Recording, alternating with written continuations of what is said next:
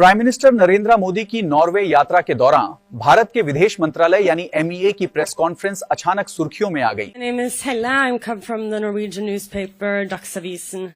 I'm wondering, as we strengthen our partnership, why should we trust you?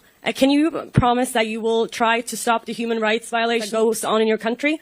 And also, will the Prime Minister start taking critical questions from the Indian press at some point in the future? And also, if possible, I would like you to answer straight away. So the strengthening partnership, why should we trust you? Oh, that's okay. And on the human rights situation. You ask me question, let me answer it. Okay? Let me give a background of what India is and why should the world trust India. Let us look at the few challenges that the world faced in the last few years. COVID was a big challenge the world faced. And how do you test the trust on a country? One, what is a country? A country today has 4 elements. 1, population. 2, government. 3rd, sovereignty. And 4th, territory. So that is what makes a country a country. And we are proud that we are a civilizational country of 5,000 years old. Continuous civilization.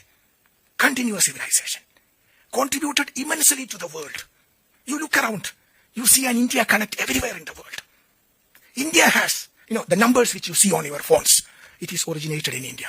Shunya, 0, originated in India. Chess, originated in India. So we are proud of that civilization. Yoga, which the world admires today, it originated in India. India had epics and books. Let me answer the question. Please don't interrupt me. You ask me a question, please. This is my press conference. You ask, why should a country trust India? Why should a country trust India? Why should a country trust India? Let me answer that question, please. So India is a civilizational country which has something unique which it offered to the world and it continues to offer to the world. Okay. So let me come back to the COVID which I mentioned. The whole world had suffered from COVID. What did we do? We didn't hide in the cave. We didn't say that we don't help the world. We came out offering helping hand to the world. That brings trust. And I'm very happy that that trust is appreciated by the world. We supplied vaccines to more than 100 countries. That brings trust. That brings confidence for the world. Second, we supplied medicines to 150 countries. That brings trust. And that is what the world is trusting us. Let me give you an example. We organized the G20 Summit 2023. It was a divided world. World was divided immediately after the Ukraine-Russia conflict. In a divided world, what did India do? India was able to bring the world together. Before the 2023 G20 meeting, there couldn't be a joint declaration. After the G20, which India held in 2024, there couldn't be a joint declaration. But when India organized the G20 in 2023, what happened? The whole world, despite the differences, came together and we were able to adopt a common global declaration, the Delhi Declaration. This shows the trust of the world towards India. Another example. Let me finish my question. Let me finish my answer to the question. You ask me a question. Let me answer. You ask me a question, let me answer. Okay? I will come to that. Please have patience. Please have questions. No, when to answer, where to answer, how to answer, these are my prerogatives. You ask a question, don't ask me to answer in a particular way. Let me answer. I will answer. Your first question was on trust on India. You know what India did when we were doing the G20? We, immediately before that, we did 3 summits. This is the Voice of Global South Summit. Why did we do that? 125 countries participated in the summit when my Honorable Prime Minister did that summit. We used that summit to understand and appreciate the challenges that the Global South faces. We were able to understand it, appreciate it, and bring those challenges and their aspirations to the main table of the G20. This is appreciated. This is what brings trust to the table. Then what did we do? First time in the history of G20, we were able to get African Union as a permanent member of G20.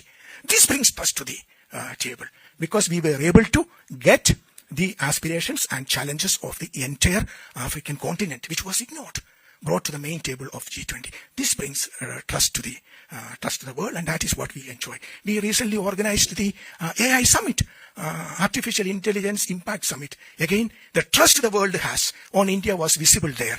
First time in the history of AI Summit, we had a summit where large number of 20 world leaders came and participated in it. What did my Prime Minister said?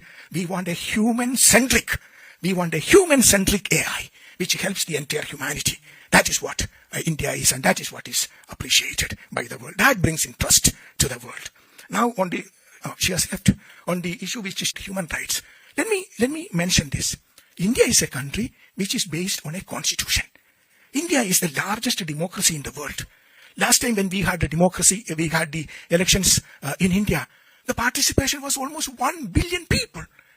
That is the festival of democracy happened in India.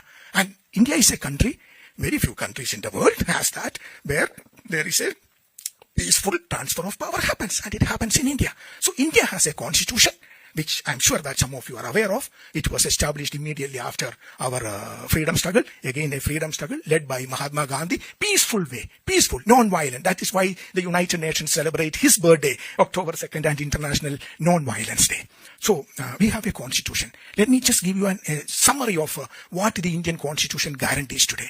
The preamble of the constitution, as you know, we the people of India, having solemnly resolved to constitute India into a sovereign, socialist, secular, democratic republic, and give to its people what? Justice, social, economic, and political, liberty of thought, expression, belief, faith, and worship, equality of status, equality of opportunity, integrity, dignity of the individual. This is what my constitution guarantees, and this is guaranteed through fundamental principles, fundamental rights, fundamental duties, a constitution which is respected by the people of India. Every day when a civil service examination happens, when an examination happens based on merit, when an election happens anywhere in the country, we are celebrating the constitution. This is the beauty of India, and we are so proud of that. So every human being in India has a fundamental right, a right to go to the court if his right is infringed upon. This is the beauty of India, which we are very proud of. We hear a lot of people asking questions about why this, why that. But let me tell you this. We are 1/6 of the total population of the world, but not 1/6 of the problems of the world. We have a constitution which guarantees the rights of the people, fundamental rights of the people. We have equal rights for the women of our country, which is very important. In 1947, we gave the freedom to vote for our women. We won the freedom together, and day one itself. Many countries I know, the voting right for women came after several decades after India gave that freedom. This because we believe in equality. We believe in human rights. And what is the best example of human rights? The right to change government, the right to vote. And that is what is happening.